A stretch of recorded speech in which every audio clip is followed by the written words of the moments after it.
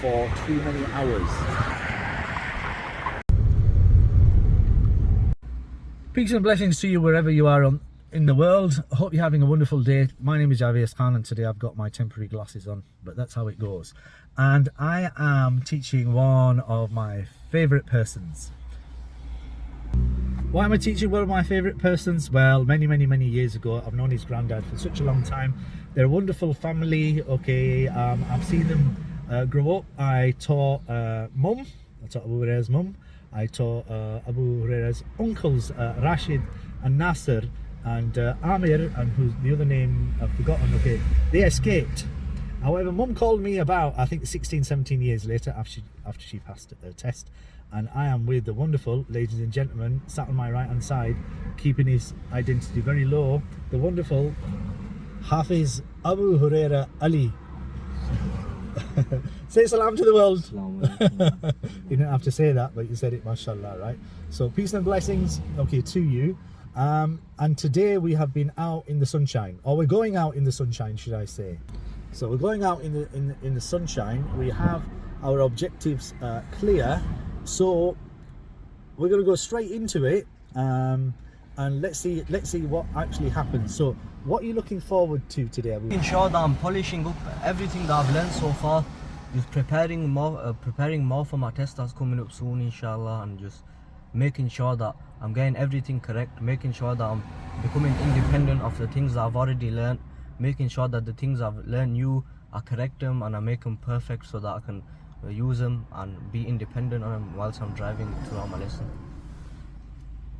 God, how about them some freaking objectives? And I'm going to do all this in 2 hours. So let's see how we go. So Abu Huraira, how do you feel right now? I feel alright, not bad. Good, okay. Now tell the whole world about MSM. See, he's not telling the whole world about MSM because he's forgotten. But it's alright to forget, isn't it, Abu Huraira? Yeah. So what is MSM? 3 magic letters.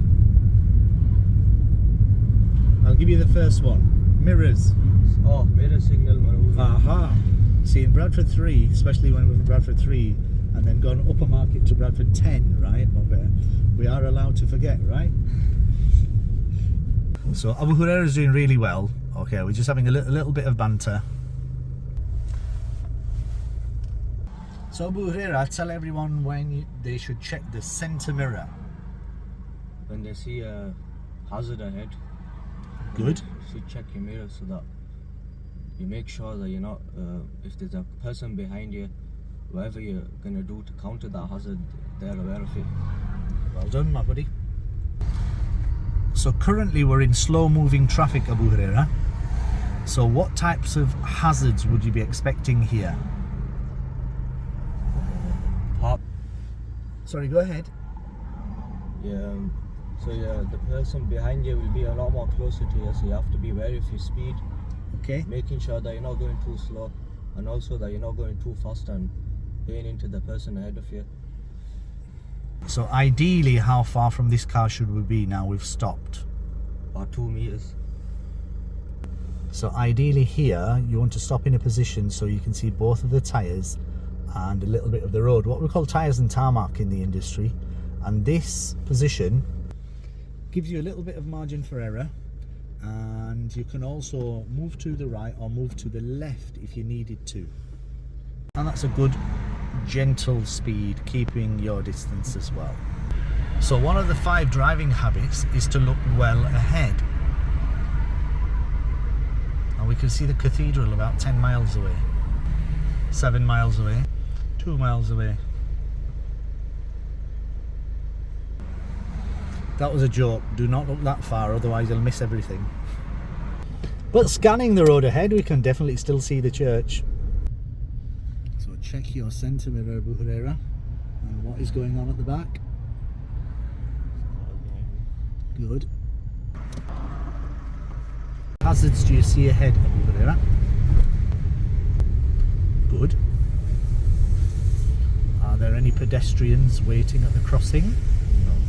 And what do these zigzags mean in front of us? So what do the zigzag lines mean at this crossing, Abu Huraira? They shouldn't cross. Okay, so you're partly right. So in terms of the zigzags on approach to a pedestrian crossing, so definitely no parking. At the crossing we do not want to overtake the leading vehicle, and we want to keep it clear in queues of traffic as well. Yeah, something about the zigzags which totally forgotten. So we don't want to overtake the leading vehicle or the moving vehicle that's nearer to the lines or nearer to the crossing. Anyway, let's move on. So how do you feel driving on a dual carriageway, Abu Huraira? So let's start to prepare your car. Good. Let's have a little bit more gas. Now let's have a little bit more gas, Abu Huraira. That's good. Now which gear should you be in? So that's a good gear change. Now check your centre mirror and ease off the gap. Good. Well done. What's the speed limit on this road, Abu Huraira? Sign up there. Good. Okay. Are we allowed to park on a single yellow line, Abu Huraira? Yeah. Yes? Are you sure? Yeah. Okay, great. When are you not allowed to park on a single yellow line? And there's a sign up saying you're not allowed to. Okay. So can you see a sign here? Yeah. So Abu Huraira spotted the sign. So they are the times that we are not allowed to park on a single yellow line. I've said to Abu Huraira, I'm going to show this to your mum. Right. We just having a laugh. Believe it or not, okay, I taught Abu Huraira's mum, was it about 15 years ago, Abu Huraira? 16 years ago, something like that. So that's why we can have a little bit of banter. So Abu Huraira, tell the whole world, okay, which parts of your driving have I been helping you with in your last 10 minutes? My steering, and when I'm setting off from a traffic light or a junction, Okay. telling me to pick my speed up. Okay, great, yeah. So for what purpose am I telling you to pick your speed up? Because I'm driving too slow and I need to go with the flow of the traffic. Okay, so my question to you, Abu Huraira, why are you driving so slowly when the majority of people in Bradford are driving at 90 miles an hour? No, that's not true. Why are you going slowly? Okay. Is the traffic conditions worrying you? Are you worried about the control of your car? Are you? Do you have a little bit of fear of picking your speed up? The control of the car, right? Okay. So let's explore. So look, in reality, off camera, we've just had a little bit of a chat. Abu Huraira is keeping his car moving fairly steadily. It's nice control, but as we start to drive a little bit faster, sometimes the gremlins come in. All right. So my role is to help Abu Huraira, okay, get rid of these gremlins.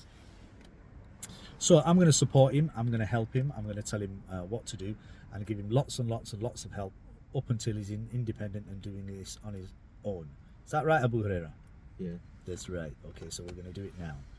So we are now parked on the right hand side of the road and Abu Huraira is going to reverse on the right. And it's a very quiet Saturday afternoon in the deep dungeons of BD3. Good.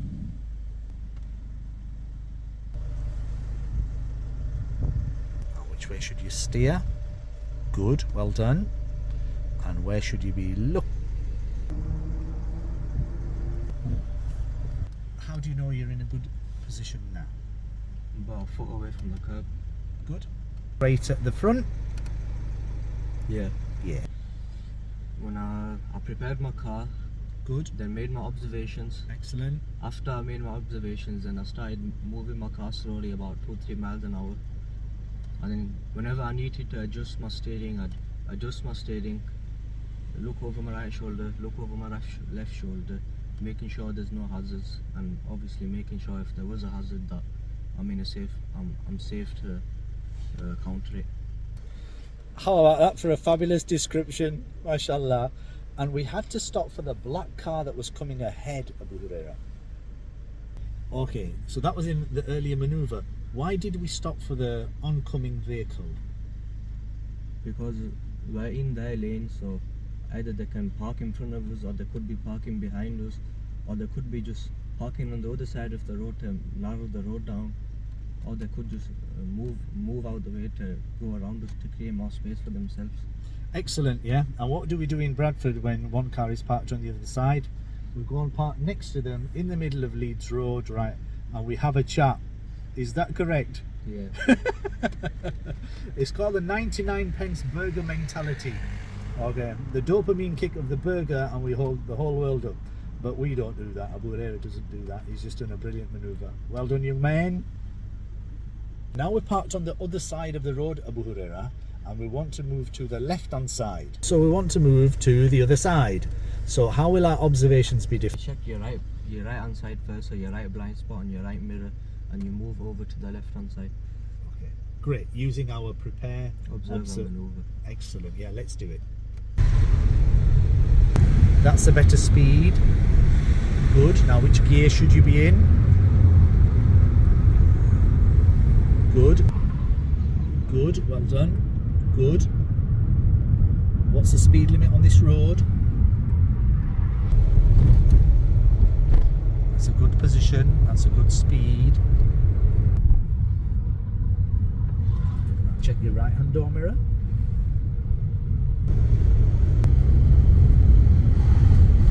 Now check your centre mirror and ease off the gas, AbuH. As we approach the village, now we're parking on the left hand side of the road. That's good. Good, well done. So I finished off with AbuH today, and overall we've had a really high standard on his driving lesson. However, let's have a look at some of the development needs today as well. So when AbuH was changing gears today, what he was doing for part of the time was when he was attempting to select third gear on a moving vehicle, okay, so I've selected first gear, second gear, and then what I do is change my hand ever so slightly, what we call palm towards me, and then we select third gear. Now, what he was doing when he was going from second to third was he was now pushing the gear lever. So when AbuH was changing gears today, he was doing first gear, so his hand was in the correct position. Then he was selecting second gear and his hand was in the correct position. Now, when he was attempting to select third gear, he kept his hand in the same position and we selected first a few times. Now, what we should do is, if I select second gear again, is just change the position of our hands ever so slightly. In driving language, they call it palm towards you, and then select third gear like so. So when we were selecting first gear in error, we were getting a bit of a on the car. And although this isn't exact 100%, these diagrams will help you understanding where your hand position should be when you're changing the gears. And whether you're an elephant or a camel or a cheetah or a horse for that matter, it gives you a rough idea of how much power a gear has too. And in simple language, the gears give us power. And the gear forgot how to speak. And the gear lever allows us to change the gear, controls the relationship between the engine speed and the road speed, and it links or connects, okay, the wheels and the clutch. So there's my technical explanation. However, we want to keep it simple, because if I'm teaching you to drive, I could call this stuff really complicated, call it epistemology, and you think, Javez, what on earth are you talking about? And if you call it something simple, okay, it's simply the way we communicate. And how you communicate and how you teach can make a massive difference in terms of someone's learning. And without getting too complicated, I call it hypno driving. And if you're a bit wacky and a bit crazy like me, then have a wonderful, blessed day.